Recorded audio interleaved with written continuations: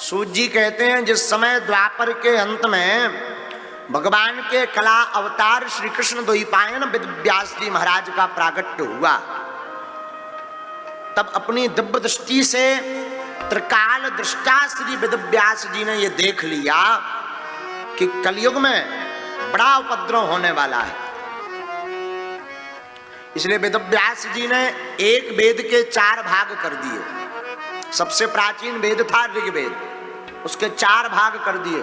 तो ऋग्वेद, यजुर्वेद, सामवेद, अथर्ववेद, 4 वेद बना दिए। 5वां वेद महाभारत की रचना कर दी। 17 पुराणों की रचना कर दी। फिर भी वेद व्यास जी का मन खिन्न रहने लगा। चित्त में बार बार आता अभी कुछ रह गया, और समझ में नहीं आता रह क्या गया। बार बार चिंता में भर गए। उसी समय भगवान ब्रह्मा जी के मानसिक पुत्रों में एक 10 ऋषियों में जिनकी गिनती आती, महर्षि श्री नारद जी, देव ऋषि नारद जी, हाथ में वीणा लिए हुए और वीणा की तार टनटनाते हुए नारद जी नारायण नाम का संकीर्तन गाते हुए नारायण नारायण नारायण नारायण नारायण गाते गाते आ गए। देखो, संतों का काम है जगाना, सोए हुए को जगाने का काम संतों का है। वैसे तो मानवों का भी है, पर संतों का काम है सोए हुए को जगाना। और हमारे पूज्य दादा गुरु जी एक दोहा गाया करते थे, सोबत संत जगाइए ले हरि को नाम, और सोबत जी न जगाइए शेर सांप और काम। हाँ, सोबत संत जगाइए ले हरि को नाम, पर सोबत जे न जगाइए शेर सांप और काम। 3 को नहीं जगाना चाहिए सोते समय। किस किस को? शेर, सांप और काम। काम भी अगर सो रहा हो तो पढ़ने दो। किसी को वासना अत्यधिक सताती हो, काम वासना के चित्र बार बार मन में उतरते हो, तो एक उपाय करे, चलचित्र देखना बंद कर दे। चलचित्र देखना बंद कर दे, वासना की बातें अपने आप चित्त से हटने लगेंगी। इसलिए काम को सुबाओ, और काम को सुसुप्त अवस्था में करना है तो काम की चर्चा ही मत करो। सोबत संत जगाइए, पर अगर कोई संत सो रहा हो तो जगाओ। अरे साधु जी सीताराम उठो, भुंसारो हो गो, ले हरि को नाम लेकर के जगाओ। घर में कोई सो रहा हो, बालक विद्यार्थी, जगाओ। 7 बज गए हो, 6 बज गए, उठो सीताराम करो। पर 3 चीजें मत जगाओ, शेर सांप अरु काम। सांप सो रहा हो सोने दो, वरना उठेगा काट लेगा। शेर उठेगा खा जाएगा। काम अगर जग रहा, सो रहा हो, जगा दिया तो ना जाने क्या गंदा कृत्य करा दे, बाद में पछताना पड़े। सोने दो।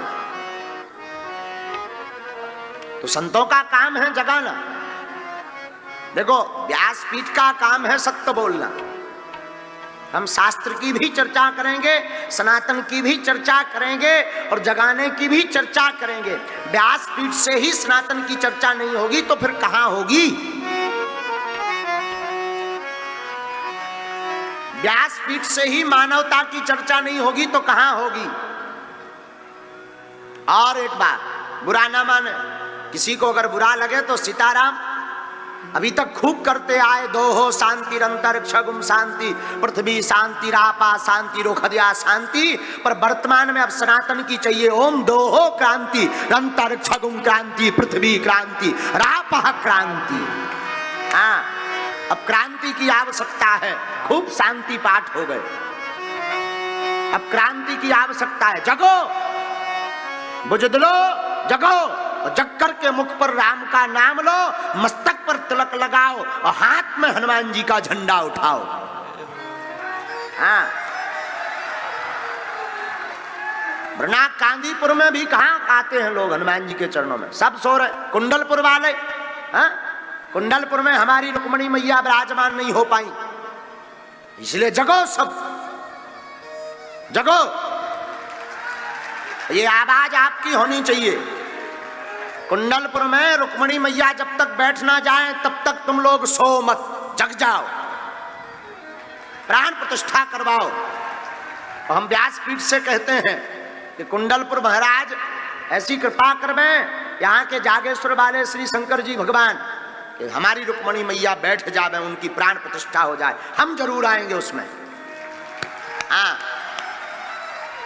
लेकिन ये जागृति तुमसे चाहिए। तुम लोग हो बुजदिल, एक दो दिन चर्चा करते फिर उस मौन हो जाते। भीतर का तुम्हारा ममत्व मर चुका है, सनातन की जो आग होती है वो मर चुकी है, इसलिए जगो। और कुंडलपुर में रुक्मणी मैया की जो मूर्ति चोरी हुई थी वो पकड़ी गई है भगवान की कृपा से, उसे उठा करके फिर बैठारो और रुक्मणी मैया का विवाह हर वर्ष फिर करवाओ गोविंद के साथ। हाँ? तो साधु जी, संतों का काम है जगाना, साधु तो जगाएंगे ही जगाएंगे। तो नारद जी पहुंचे वेद व्यास जी के पास, और चिंता में देखा, देखो संतों का काम है, कोई चिंता में हो तत्क्षण उनके अंदर भगवान बोल पड़ते हैं और जवाब दे देते हैं, भगवान उपाय बता देते हैं। संतों के पास कुछ नहीं होता, उनको तो हरि प्रेरणा देते हैं, अब वो उपाय बता देते हैं।